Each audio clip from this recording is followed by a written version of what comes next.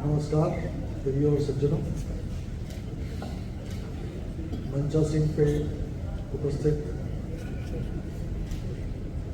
अतिथिगण और यहाँ उपस्थित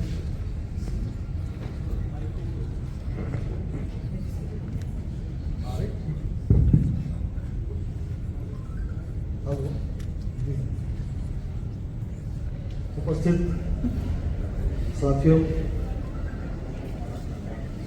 मेरा नाम DK त्रिपाठी है, धर्मेंद्र कुमार त्रिपाठी।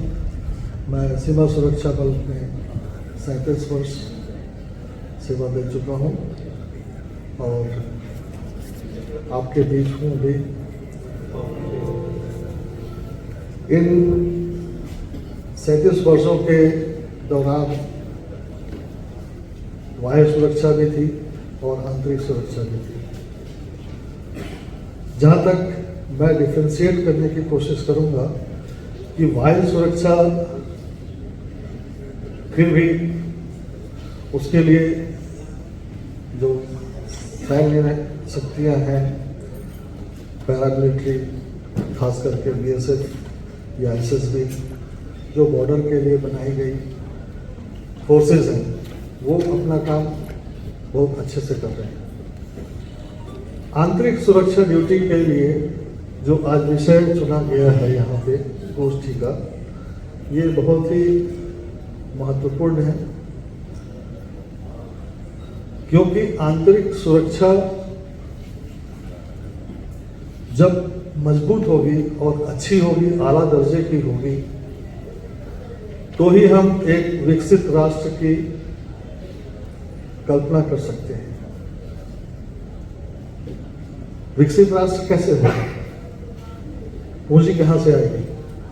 निवेशकर्ता क्या सुरक्षित महसूस करेंगे अपनी पूंजी को लगाने के लिए? अगर हमारे देश में अंदर में शांति है,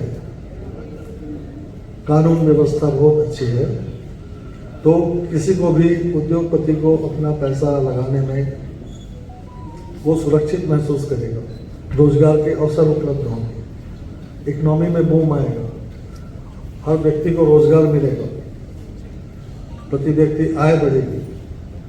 और उसी तरह से जो किन्सियन थ्योरी है कि ज़्यादा डिमांड होगी, प्रभावपूर्ण मांग जिसे कहते हैं, तो उसके बाद लोगों की आर्थिक शक्तियाँ बढ़ेंगी, परचेजिंग पावर बढ़ेगा, जो कि और भी इंडस्ट्रीज को जन्म देगा। लेकिन इन सब के पीछे जो मूल मंत्र है, वो मूल मंत्र आंतरिक सुरक्षा का है। और आंतरिक सुरक्षा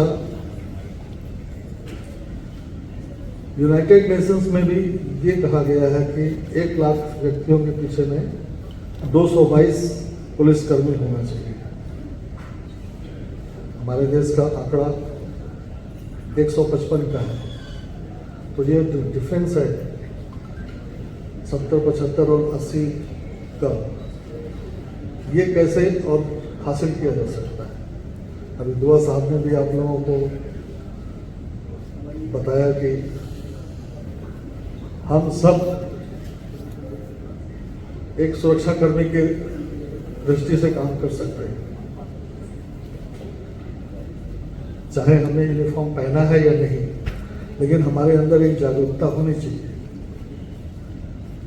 अगर ट्रेन में सफर भी कर रहे हैं तो सीट के नीचे देख लेना चाहिए कि सामान में जो सामान रखा है वो किसी यात्री का ही है कि नहीं, क्या वो यहाँ पे साथ चल रहा है, वो रिकॉग्नाइज करता है ये उसका सामान है, या कोई बम कहीं किसी ने शरारती तत्व ने रख दिया और वो हादसे का शिकार ट्रेन हो गई और उसमें कुछ चलते हुए यात्री हो गए।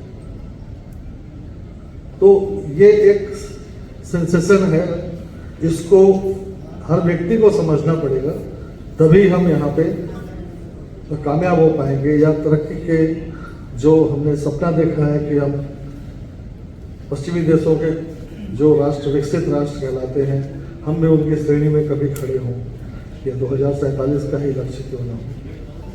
तो उसके लिए जरूरी है कि हम सब लोगों को जागरूक होना पड़ेगा, और इस तरह की एक्टिविटीज़ करते रहने से जागरूकता पैदा होती है। और निश्चित ही मैं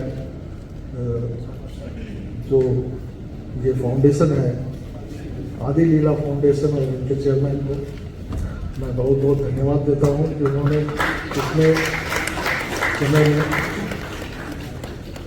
दुआ सर ने एक और चीज़ के लिए आपको सेंसिटाइज किया हुआ था, मैं भी उसके विषय में थोड़ा सा बताना चाहूँगा। जो पहलगाम का इंसिडेंट हुआ, वहाँ पे ये कार्रवाई काफी दिनों से चल रही थी। समय का कुछ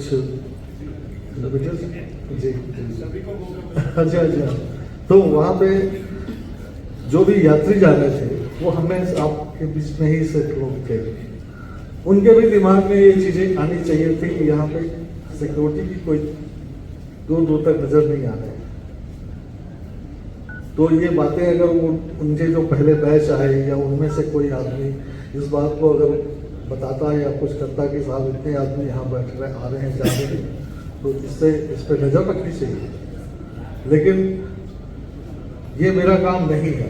ये दिमाग में जो बातें आती हैं ये कैजुअलनेस बहुत ही ज़्यादा घातक हो जाती है। और आज हमारे बीच कई वक्ता हैं, मैं ज़्यादा वक्त ना लेके अपने वाणी को विराम देता हूँ और एक बार फिर इस विषय पे आज जो पुस्तक का